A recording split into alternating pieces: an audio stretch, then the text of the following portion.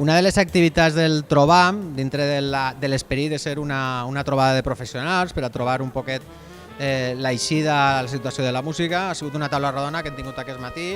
amb diferents professionals relacionats amb el món de la música, de molts diferents àmbits. Tenim programadors privats com Sergi Albinyana o Francesc Burgos, tenim programadors d'un ajuntament, en aquest cas Eudald González de l'Ajuntament de Gandia,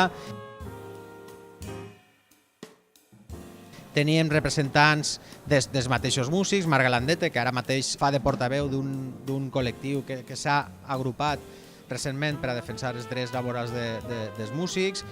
Des d'avui a Castellós s'acomplixen algunes de les mesures que ja estaven plantejades en el Pla Estratègic de la Cultura 2016-2020, Fes Cultura. Per què? Perquè en aquest pla estratègic ja es contemplava la necessitat de tindre a la Comunitat Valenciana una fira valenciana de la música, una fira des d'on projectar els nostres valors, les companyies, els grups, els compositors, els músics, i una fira també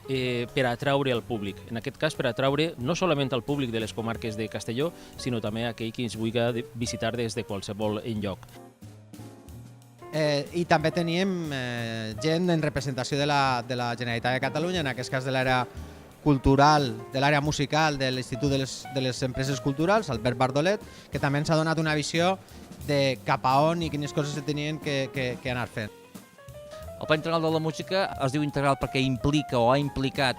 a part del propi Departament de Cultura, que ho ha liderat, també ha implicat altres institucions, com ara les Diputacions, com ara l'Ajuntament de Barcelona, i també altres departaments de la pròpia Generalitat amb competències en matèria cultural, com són també, per exemple, el Departament d'Ensenyament o el Departament d'Interior. El fet que haguem parlat tota l'administració conjunta i, sobretot, el fet d'haver parlat molt amb el propi sector i amb les associacions representatives del sector de la música a Catalunya ha permès elaborar un document, que jo no en dic un document, sinó que és sobretot un full de ruta pels propers 2 o 3 anys, que hi hagi accions concretes, que portin el seu pressupost, que portin la seva data d'execució i que el propi sector, com les pròpies administracions, puguem anar observant i veient com el que es diu en el Pla Integral, el que hem fixat com a objectius a mig i llarg termini, es va avançant cap a la direcció correcta.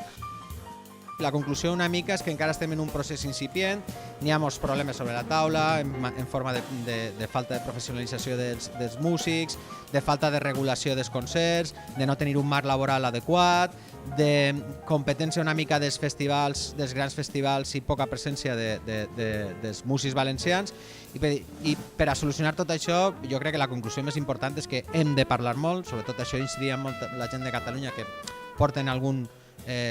test d'avantatge en un poc mastegar i debatre totes aquestes qüestions, i jo crec que taules redones com les que hem vist avui i més coses que s'han de fer